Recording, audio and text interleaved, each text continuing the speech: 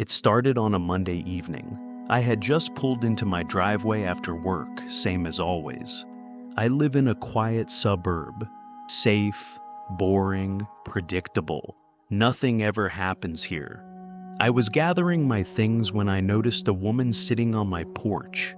She looked like she'd been waiting for a while. Mid to late 20s, wearing a black hoodie and jeans. I didn't recognize her.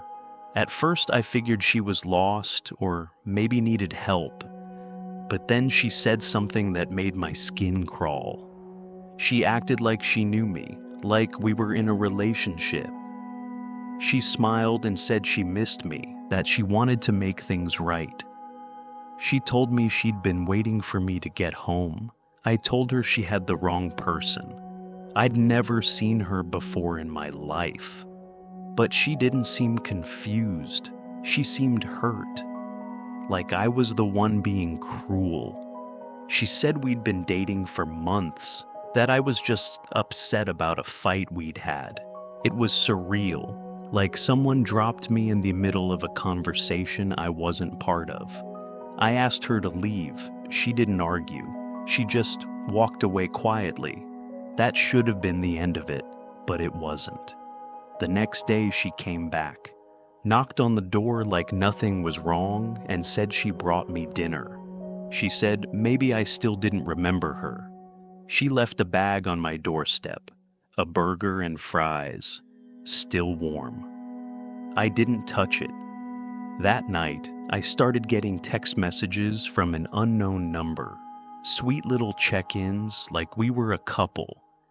Hey babe, just thinking about you. Don't forget our show tonight. Call me when you're home. I blocked the number, then the emails started. She sent photos, doctored ones. They looked real at first glance. Me and her in a park, smiling, arms around each other. But I'd never been to that park. I didn't own the shirt I was wearing. The images were fake, AI maybe, or Photoshop. I don't know. But they were convincing enough to make me feel like I was losing my mind. I filed a police report. The officer listened politely but didn't seem especially concerned. She hadn't threatened me or broken anything. Not yet. That night, I got a notification from my doorbell camera. It was just after 2 a.m. She was standing there, motionless, staring directly into the camera. She didn't knock, she didn't say anything. She stood there for 11 minutes before walking away. The next day I stayed home from work. I was too rattled, I couldn't focus. Around 4 in the afternoon, I heard something outside, the sound of my mailbox opening.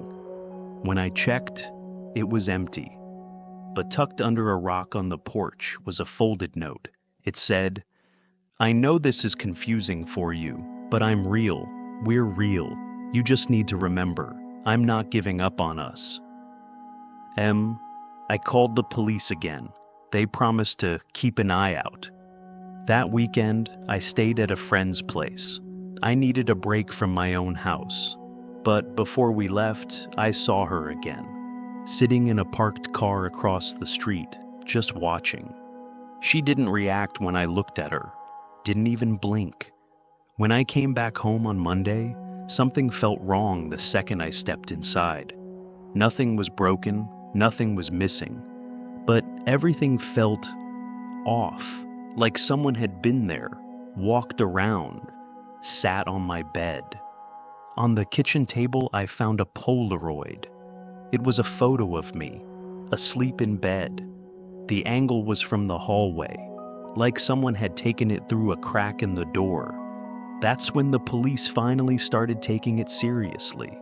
They dusted for fingerprints, took statements, said they'd follow up. I haven't heard back since, but the emails haven't stopped.